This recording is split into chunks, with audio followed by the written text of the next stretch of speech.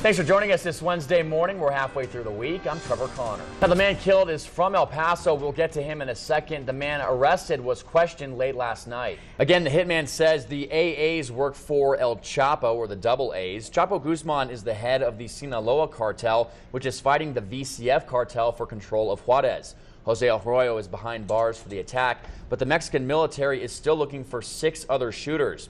Adrian Ramirez, who was the one killed in the shootout last night, was from El Paso. The military says he was arrested at one point back in 2007 and was the one who carried out the hit. Now many are wondering, were most of the teens who were killed gang members? The police have not determined that all the teens at the house were gang members, but at least 3 of them are linked to drug dealing activities. Early reports after the shooting from witnesses indicated that the gunmen were asking for specific people when they first entered the house. They wound up just opening fire on the entire crowd. Closing arguments are expected to begin today for an El Paso judge accused of trading bribes for sex. Yesterday, the defense rested in the case of Judge Manuel Barraza. He opted not to take the stand in his own defense, but that didn't stop him from answering a question by a local radio station. KLAQ asked him, boy shorts or thongs, which does he prefer? Now it's that question that's raising eyebrows. And which is sexier, thongs or boy shorts? What? Which is sexier, thongs or boy shorts?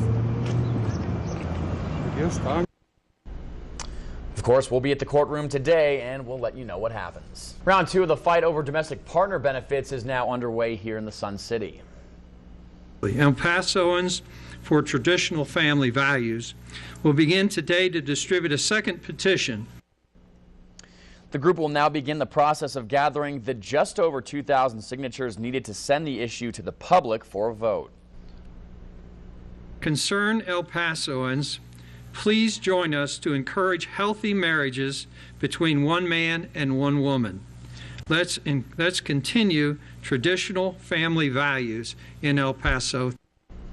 If the signatures are gathered, the issue is expected to be placed on the November election ballot. An El Paso restaurant may soon be taken to court. Members of the Labor and Justice Committee marched in support of the protesters.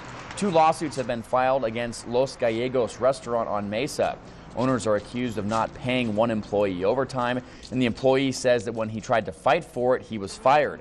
We went to Los Gallegos. They would not comment on the lawsuit. Starting Friday, if you're caught driving and using your cell phone in Las Cruces, you'll be fined $25.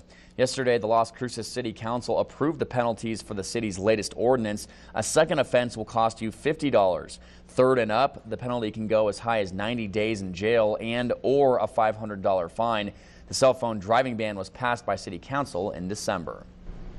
Well, he just wanted to buy a gift for his kids, but one man received a nightmare when the store he bought from closed. New information finds the U.S. may be targeted for terror soon. Today in Washington, the president's national security team is meeting at the White House a day after some potentially big developments.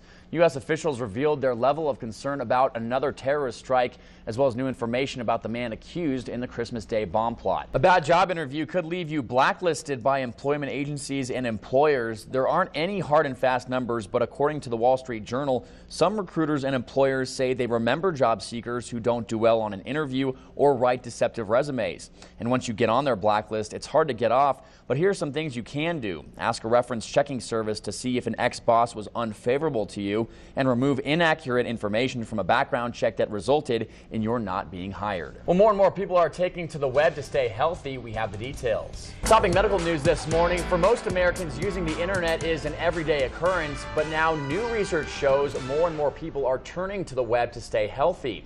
A new survey shows during the first 6 months of 2009, more than half of Americans used the internet to look up health information. 5% had spoken with a doctor via email, and 6% used the internet to refill a prescription. A slightly smaller group had used online chat rooms to learn more about a specific health topic.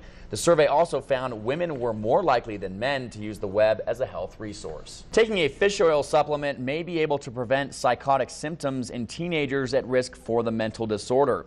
A study of 81 young adults at risk for psychosis finds those who took fish oil for 12 weeks were significantly less likely to develop the disorder than those given a placebo. They also saw their symptoms improve.